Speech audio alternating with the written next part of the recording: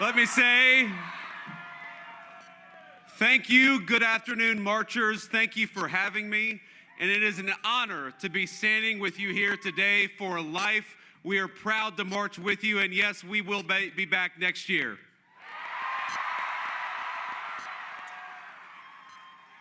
The excitement, the passion, the unwavering conviction that every single person here on the National Mall clearly feels, it is deeply moving to me and means more to President Trump and I than I could possibly say. For over a half century, this march has united tens of thousands of Americans from all walks of life to rally for the cause of life in our nation. It is the single largest gathering in the world to celebrate our movement, the victories we've fought so hard for, and yes, the victories yet to come. And I want to personally welcome all of you who have traveled from far and wide to our nation's capital. Thank you for your dedication, and it is an incredible crowd, and it's great to see you today.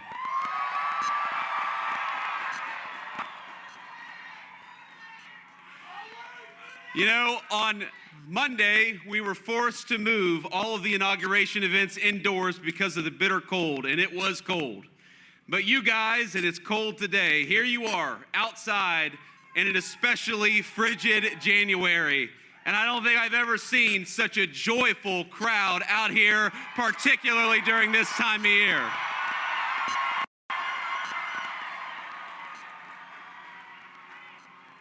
Now, as you all know, the event theme this year is life, why we march. And there are obvious answers to the implicit question it poses.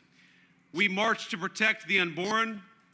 We march to proclaim and live out the sacred truth that every single child is a miracle and a gift from God.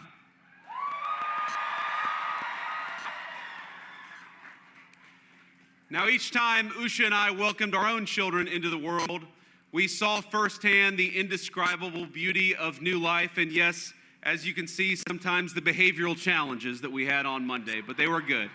They were good. And watching all three of our kids grow, learn, and become who they are today has been the single greatest blessing of our lives. Now, every parent here knows that feeling, that awe at a newborn child. It is our responsibility to cherish and to protect it.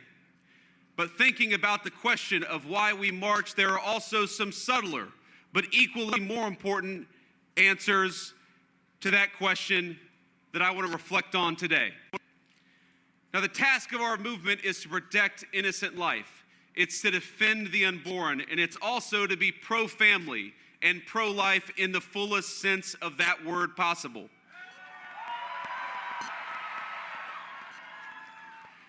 Now, across my own lifetime, I can't tell you the number of friends and other acquaintances I've had who, facing a pregnancy or the prospect of one, react not with joy but with concern. They wonder, how can they afford it? What will it mean for their education, their career, their relationship, or their family? And I know how many of you in this crowd have devoted immeasurable time and resources to help answer those questions and to lend a hand to young people facing a moment of desperation. But by and large, our society, our country, has not yet stepped up in the way you have. And our government certainly has failed in that important responsibility. We failed a generation not only by permitting a culture of abortion on demand, but also by neglecting to help young parents achieve the ingredients they need to live a happy and meaningful life. A culture of radical individualism took root, one where the responsibilities and joys of family life were seen as obstacles to overcome, not as personal fulfillment or personal blessings. Our society has failed to recognize the obligation that one generation has to another is a core part of living in a society to begin with. So let me say very simply, I want more babies in the United States of America.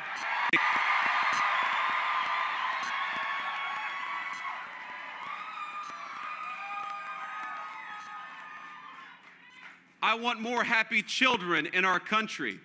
And I want beautiful young men and women who are eager to welcome them into the world and eager to raise them.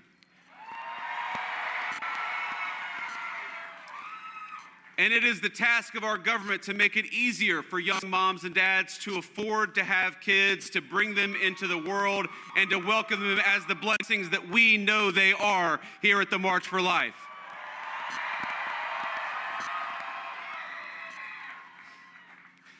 Now, it should be easier to raise a family, easier to find a good job, easier to build a home, to raise that family in, easier to save up and purchase a good stroller, a crib for a nursery.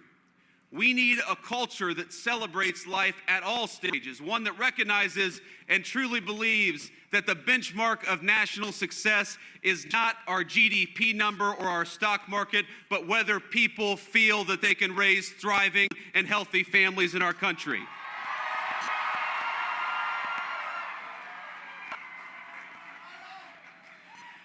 And that brings me back to where we stand today. Earlier this week, President Donald J. Trump stood in the Capitol Rotunda and took the oath of office, becoming not just the 45th, but now the 47th President of the United States, and I know all of you helped. With the inauguration on Monday, our country faces the return of the most pro-family, most pro-life American president of our lifetimes. Now, this is the man who delivered on his promise of ending Roe, giving us a monumental, earth-shattering decision in Dobbs. The man who appointed hundreds of pro-life judges dedicated to defending the constitutional liberties of all Americans. And the man who supported pro-family policies like doubling the child tax credit, which happened during his first administration and which we're going to do so much more on in the second administration. Now he's back, and we're going to do it again.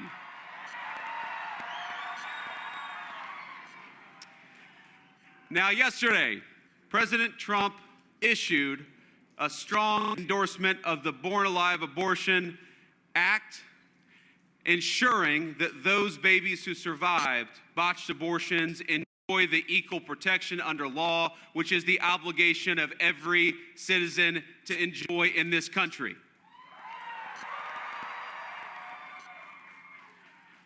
With his return to office, no longer will the federal government direct FBI raids on the homes of people like Mark Houck and other Catholic and Christian activists who are fighting for the unborn every single day.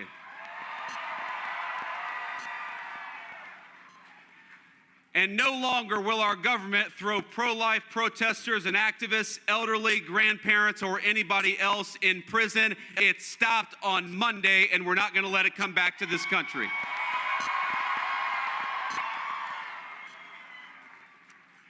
Instead, and I know you all saw the news, the 47th president has already issued pardons to those unjustly imprisoned.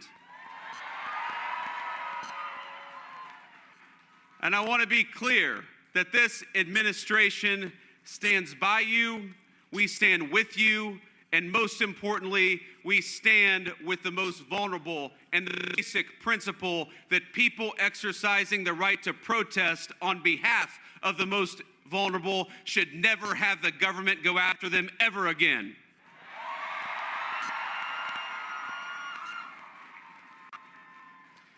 Now, the crowd assembled here in this incredible national mall provides an extraordinary example for our nation.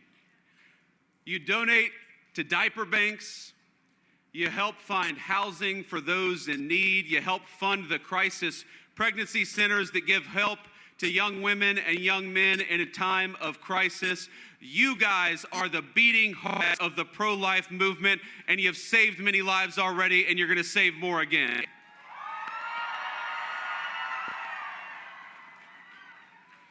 You being here this very March is a reminder of the incredible strength and unity of the pro-life movement. And from the bottom of my heart, thank you. Thank you for being here, and thank you for marching here today.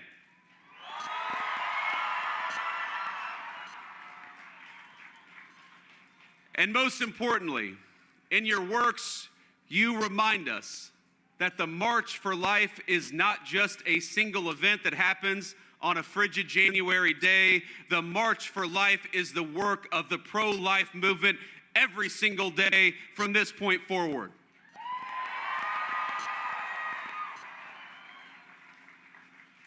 Now, it is a lifelong call to action, a moment in time, but every single day that you guys do what you do, from supporting young moms and dads to fighting for the unborn to working with our legislatures at the state and federal level, you make it possible for us to stand here and say that America is fundamentally a pro-baby, a pro-life, and a pro-family country.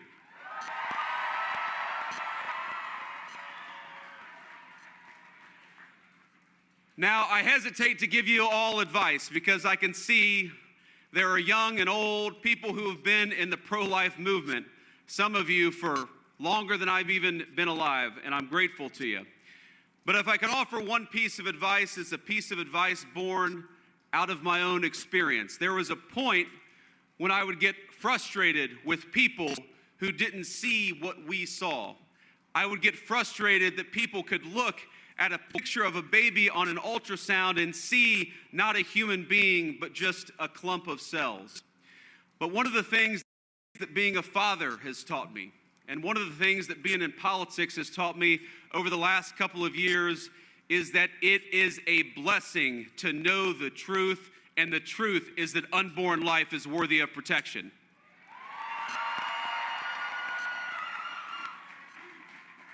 So please, go forth, not with frustration, but with joy. We are joyful to march for life. We are joyful to know that that picture on an ultrasound, that is a picture of a baby with hopes and dreams and potential to come.